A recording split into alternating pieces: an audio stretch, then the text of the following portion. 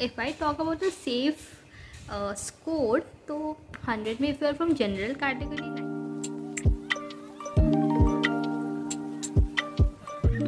Hello everyone, I am Priyasha, currently pursuing prosthetics and orthotics from NILD Kolkata. So आप सब ने जो मेरा वीडियो देख रहे हैं, आई एम डैम श्योर आप सब ने रजिस्ट्रेशन कर लिया होगा अभी तक या फिर करने वाले हो. So please register yourself. और अभी तक जितना समझ में आ रहा है इस बार कंपटीशन हाई होने वाला है. So study hard. एंड आज मैं मेनली वही चीज़ को लेके वीडियो बनाने वाली हूँ. अभी ज़्यादा टाइम लेफ्ट नहीं है. 22 जून को एग्ज़ाम है. सो अभी कुछ ऐसा टॉपिक्स है जो हमें पढ़ना है, बहुत फोकस होके वही टॉपिक्स को सॉल्व करना है, वही टॉपिक्स का हर एक चीज़ पढ़ना है लास्ट मोमेंट रिविजन में. बाकी सब चीज़ भी पढ़ना है, बट ये टॉपिक्स है जो हम सबको मेनली कवर करना है. So stay tuned, watch this video till the end, ताकि आप लोगों को कुछ इंपॉर्टेंट टॉपिक्स पता चल सके. I am not 100% sure, I am saying 90% sure ये टॉपिक से क्वेश्चंस आएंगे ही आएंगे, मोस्ट क्वेश्चंस आएंगे. बाकी चीज़ भी पढ़ना है, लेकिन ये टॉपिक्स में ज़्यादा फोकस करना है. So stay tuned, watch the video till the end. So firstly talking about paper में जैसे क्वेश्चंस रहेगा मैं वैसे ही बोल रही हूँ. स्टार्टिंग में तो paper is of 100 marks. 1 question is equals to 1 marks. There are no negative marking and the paper is of 2 hours. Also first starting में there is general knowledge and then English. तो general knowledge and English के लिए आप लोगों को क्या पढ़ना है? जनरल नॉलेज के लिए I have already mentioned in my previous video. अगर आप सबने पूरा वीडियो देखा है तो एस्ट्रोनॉमिकल क्वेश्चन पढ़ लीजिए, government schemes, central government schemes पढ़िए. And if you watch the news daily तो उससे भी आप लोग को कुछ इन्फॉर्मेशन आएंगे, वो भी क्वेश्चन पेपर में आ सकता है. तो करेंट न्यूज़, फिर कुछ भी गवर्नमेंट का स्कीम्स, ये सब जनरल नॉलेज रख लीजिए. It will help you for the exam. And English में इट्स बेसिक इंग्लिश. आप लोग का अगर इंग्लिश अच्छा है, it's totally a basic English, तो वो बहुत ही ज़्यादा ईजी होता है. It's easy to score marks in English. And GK में थोड़ा सा टफ होता है, क्योंकि उसमें थोड़ा गवर्नमेंट स्कीम्स या फिर एस्ट्रोनॉमिकल क्वेश्चंस, कुछ जीके ऐसे रहते हैं जो हमें नहीं पता होता है. मेरा भी GK part was not good. So उसके लिए वो keep watching news and previous year questions देखिए किस पैटर्न में आए. So that is what I want to say. Government schemes में ज़्यादा फोकस कीजिए, एस्ट्रोनॉमिकल क्वेश्चंस ये सब में ज़्यादा फोकस कीजिए, एंड न्यूज़ वॉच कीजिए to know the current news, current affairs. And then comes our physics paper. So GK और इंग्लिश के बाद वी गेट द फिज़िक्स. तो फिज़िक्स में बेसिकली सब कुछ पढ़ना है. एंड मैं बस कुछ टॉपिक्स बोल रही हूँ. ऐसा नहीं है कि मैं जो टॉपिक्स बोल रही हूँ आप लोग बस वही टॉपिक्स को पढ़ेंगे एंड बाकी का नहीं पढ़ेंगे. आप लोग को सब कुछ पढ़ना है, लेकिन ये जो टॉपिक्स मैं बोल रही हूँ ये टॉपिक्स में ज़्यादा फोकस कीजिए, क्योंकि ये टॉपिक्स नीट के लिए भी एसेंशियल होते जो मैं टॉपिक्स बोल रही हूँ. एंड ये टॉपिक CET में भी बहुत ज़्यादा रिपीट हो चुका है इस टॉपिक के questions. So starting from physics में अभी एज ज़्यादा डेज लेफ्ट नहीं है. 22 जून को एग्ज़ाम है. तो मैकेनिक्स अच्छे से कर लेना, थर्मोडाइनामिक्स एंड करंट इलेक्ट्रिसिटी ये सब तो नीट में भी बहुत ही ज़्यादा इम्पॉर्टेंट है. तो अगर आप लोगों का नीट का प्रिपरेशन अच्छा था, अगर आप लोगों ने प्रिपेयर किया है, तो फिर आप लोगों के लिए बहुत ईजी होगा ये topics. And then coming into टू केमिस्ट्री बहुत ज़्यादा वास्ट होता है. मेरे ईयर में chemistry was the toughest one. Chemistry paper थोड़ा सा क्रिटिकल था मेरे ईयर में. सो केमिस्ट्री में, एंड पर्सनली मेरा केमिस्ट्री अच्छा नहीं है, तो केमिस्ट्री में मैं ज़्यादा फोकस करती हूँ. सो केमिस्ट्री में आप लोगों को अच्छे से हाइड्रोकार्बन्स, बायोमॉलिक्यूल्स से बहुत क्वेश्चंस आते हैं.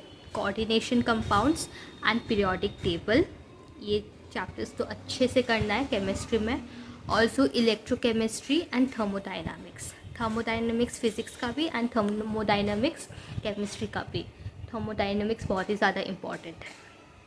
सो and then if we talk about biology में ह्यूमन फिजियोलॉजी, 2024 का पेपर अगर आप लोग देखें तो ह्यूमन फिजियोलॉजी से 2024 में ज़्यादा क्वेश्चंस नहीं आया था, लेकिन एज़ कम्पेयर्ड अगर आप लोग 2022 एंड 2023 का पेपर देखें तो ह्यूमन फिजियोलॉजी से बहुत ही ज़्यादा क्वेश्चंस आए थे।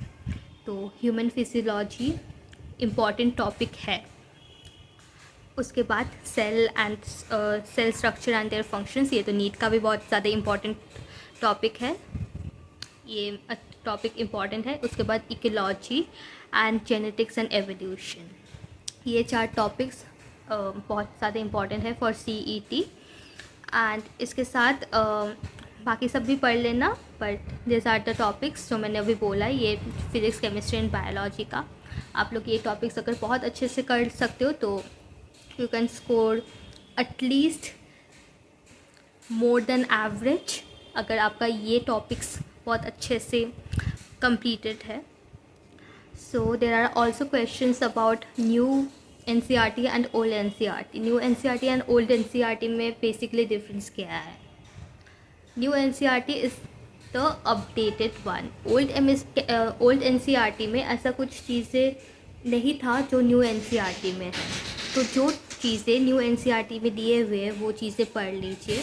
ओल्ड NCERT में और न्यू NCERT में ऐसा कुछ डिफरेंस नहीं है। और जो बेसिक टॉपिक्स है ओल्ड NCERT न्यू NCERT, आप लोग बस बेसिक टॉपिक्स, कुछ चेंज नहीं हुआ है उतना ज़्यादा, it's has just been updated. तो basic knowledge NCERT old and new NCERT का सेम है।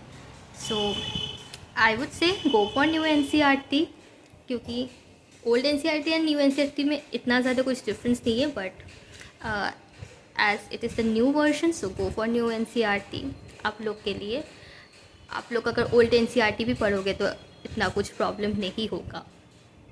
सो talking about the safe score, बहुत लोगों ने मुझे पूछा है what is the safe score. तो हमें नहीं पता होता है what we have scored, as हमें जो रैंक कार्ड मिलता है उसमें हमारा स्कोर्स नहीं लिखा रहता है, it is just the rank written out there, and उस रैंक के हिसाब से हमें कॉलेजेस में एडमिशन मिलता है। So if I talk about the safe score, तो 100 में if you are from general category 90 plus तो आप लोग को रखना होगा, 85 प्लस एटलीस्ट, ताकि आप लोग का अच्छा रैंक आ जाए। एंड बेसिकली स्कोर 75 प्लस रखिए, आप लोग का अच्छा रैंक आएगा 75 प्लस रखने से। And talking about general category rank, अगर आप लोग को PT, PO, OT और BASLP चारों में से कोई भी कोर्स चाहिए तो कीप योर रैंक विद इन 250, 200 to 250 if you are from general category. And अगर आप लोग को PT ही चाहिए देन PT के लिए you have to keep your rank within 200, and if you want OT, PO, BASLP ये कोर्स में कोई भी कॉलेज में यू वांट, तो फिर जनरल कैटेगरी से आप लोग है तो फिर आप लोग को अपना रैंक 400 के अंडर तो रखना ही पड़ेगा, क्योंकि अभी हम लोग नहीं बोल सकते कि कैसा होने वाला है आफ्टर एग्ज़ाम का सिनेरियो, लेकिन अभी तक तो ऐसा लग रहा है जैसे हाई जाने वाला है, बहुत ही ज़्यादा कंपटीशन, इस बार रजिस्ट्रेशंस भी हाई होने वाला है। So as for the predictions ऐसा लग रहा है। So for the safe rank I would say general category से हो तो you have to keep your rank with in 400 and that is the safest thing. And if you are from OBC category then general category and OBC category आस पास ही जाता है, there is not much difference between them. So if you are from OBC category, you score within 500 and that will be safe for you guys. And if you have other categories, then I would say score within 800, 1000 भी जा सकता है, I mean rank 1000 तक में भी rank जा सकता है फर्स्ट या सेकेंड राउंड काउंसलिंग में। लेकिन अगर कंपटीशन हाई गया तो कंपटीशन के हिसाब से मैं बोल रही हूँ टू स्टे सेफ, ट्राई कि आपका रैंक 800, 850 से के आसपास ही रहे आपका रैंक। 1000 तक भी जा सकते हैं लेकिन 800 तक का रैंक विल बी सेफ अगर आपके पास कैटेगरी है। So this was it for the video, guys, and if you all like my video and if you all are watching my video, please like, share and subscribe, and also comment if you have any queries. Thank you.